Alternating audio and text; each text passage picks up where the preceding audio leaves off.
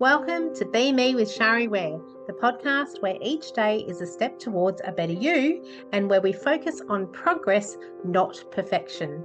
Join me as we embark on a journey of self-improvement and wellness, focusing on being just a little better than we were yesterday. Hello and welcome to episode 9 of the BMEP podcast. My name's Shari Ware, I'm your host, and in this episode we are talking about belief. And this is actually part 5 in the Why Do You Do What You Do series. So I'll start out by saying that I'm sure most of you have all heard of Albert Einstein's definition of insanity, which is doing the same thing over and over and expecting a different result. Now, who hasn't done that in their lives? I certainly have. And I feel that most of us human beings have done that at some point in our lives. Many of us also use this quote to motivate ourselves or inspire ourselves when we're looking to achieve a goal or make a change in our lives. And it can be really helpful. However, it's not always helpful, especially if you don't know how and why your subconscious beliefs impact your behaviour. So we're not necessarily talking about your conscious beliefs, but those beliefs that are in your subconscious that you may not even be aware of. So often your beliefs are part of the reason why you do what you do, your subconscious beliefs. Even if it does seem to be doing the same thing over and over, and even if it does seem to be something that's not functional in your life and that is not helping you or serving you. You keep doing it because you believe something to be true, and so you keep doing the same thing because it aligns with that belief. It's also important to understand that a belief is just a lie that either works for you or doesn't. Now, if you are watching this episode, then I'll direct you to look at the left-hand side of the screen to the quote that I just read out. A belief is a lie that either works for you or doesn't. If you are listening to this as opposed to watching it, first of all, I want to give you a shout out. It's awesome that you are finding a way to consume this content, and thank you for joining me. Even if you are doing something at the same time, it's a win-win as far as I'm concerned, and everybody is able to consume things in different ways, which is why I feel that it's really important to provide both a video format and an audio format. So however you are joining me, thank you for joining me. And if you are listening and can't see the screen, I want to give you the visual to help you understand what I'm saying.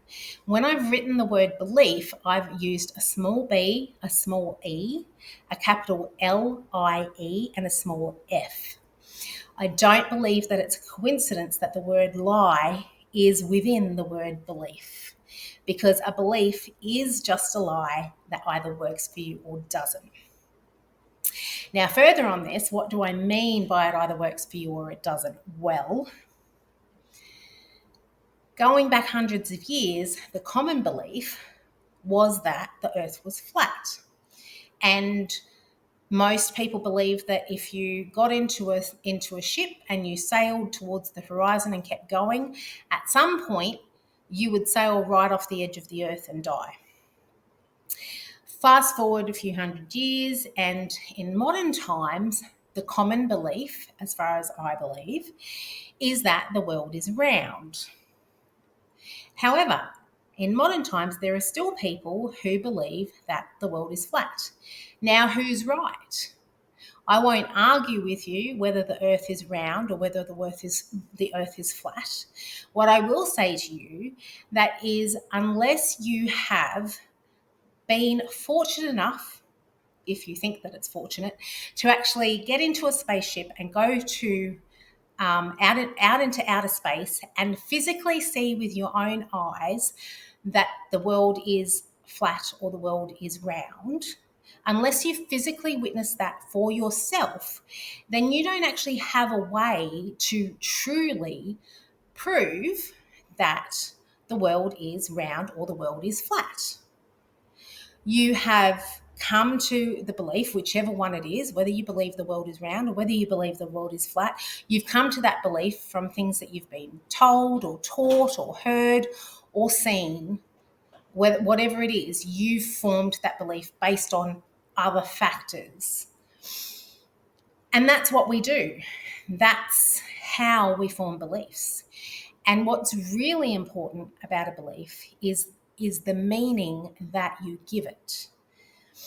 So we form a belief, we give it a meaning, and that's where the true power lies, in the meaning that we give it. And that drives your behavior whether you realize it or not.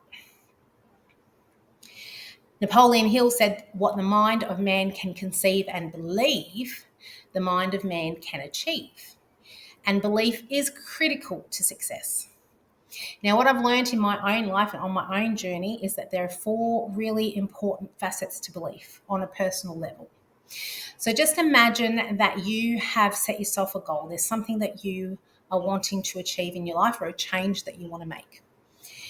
The first really important thing is that you have to believe that it's possible at all.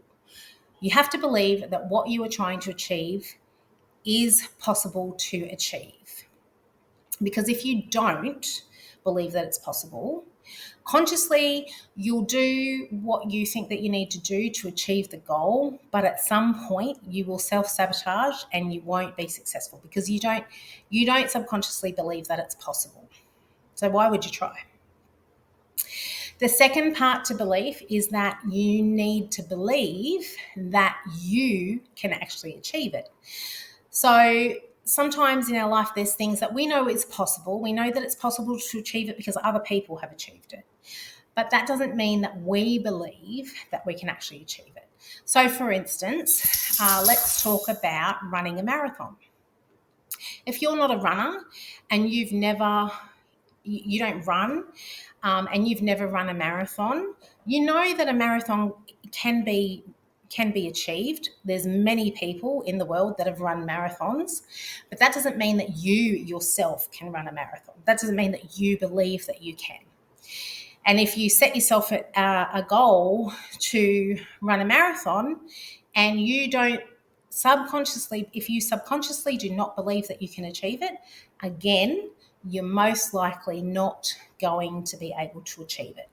You will self-sabotage, your nights will take over. If you've caught the last 2 episodes, you would have, we talked about self-sabotage in the last episode, and in the episode before that we talked about you are the king and queen of your castle, and your knights could choose to either help you or perform a coup. If they don't believe that what you're trying to do is in your best interest, then they can decide to perform a coup. And if you don't believe that it's possible, that it's possible for you to achieve it, then that's most likely what will happen. Number 3 is that you have to be open to your beliefs changing. Just because you believe something to be true today doesn't mean that you're necessarily going to believe it to be true in, say, 5 years' time. I know myself, over my journey over the past, 15 years, so many of my beliefs have changed. And if they hadn't have changed, then I wouldn't have changed. You have to be open to your beliefs changing, otherwise you will not change. And the last one, number 4, is that it's really important to identify and remove limiting beliefs.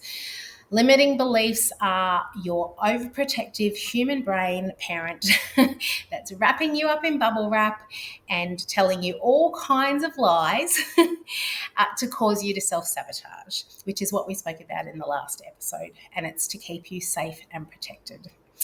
And if you are watching this episode on the right-hand side of the screen, you'll see that I've got Marissa Peer's, the cover of Marissa Peer's book, Tell Yourself a Better Lie. And she says it perfectly, that you're telling yourself lies anyway. Just because you're telling yourself something doesn't mean that it's true. How often have we had the negative voice in our head that said, oh, you can't do that? Or the limiting beliefs, you're too old, or you can't run, all of those things, all of those negative thoughts that go through our minds whenever we're trying to achieve something, again, which is our overprotective parent brain trying to keep us safe and protected. But if you're going to tell yourself those things that are lies, why don't you tell yourself better lies? As in, you can run, or you are not too old, you're young, you're just as young as anybody. Whatever it is that you are telling yourself that may or may not be true, tell yourself a better lie, is what Marissa Peer says, and I totally agree with her. So, as usual, there is a BME Bites edition number 7, that will be complimentary to this episode. I like to direct you to the BME Bites edition because I don't script what I say in my podcasts. I really just speak, and what comes out comes out. So you'll generally get something, most times you'll get something different to what you'll read in the actual article. And I also put extra resources in the article that could be helpful for you. And as an ethical bribe, if you subscribe to BME Bites, you get a free choice of any one of my books and online copy for free. And when you subscribe, you'll get an email to tell you how to claim your free book. So that's it for this episode of the BME podcast, and I will see you in the next one. See ya. Thank you so much for joining me on this episode. Remember to check out the show notes, and if you have any comments, feedback or suggestions, I'd love to hear them. If you've received value from this podcast, make sure to subscribe, and I'd love you to rate and review the show. Have a fabulous day.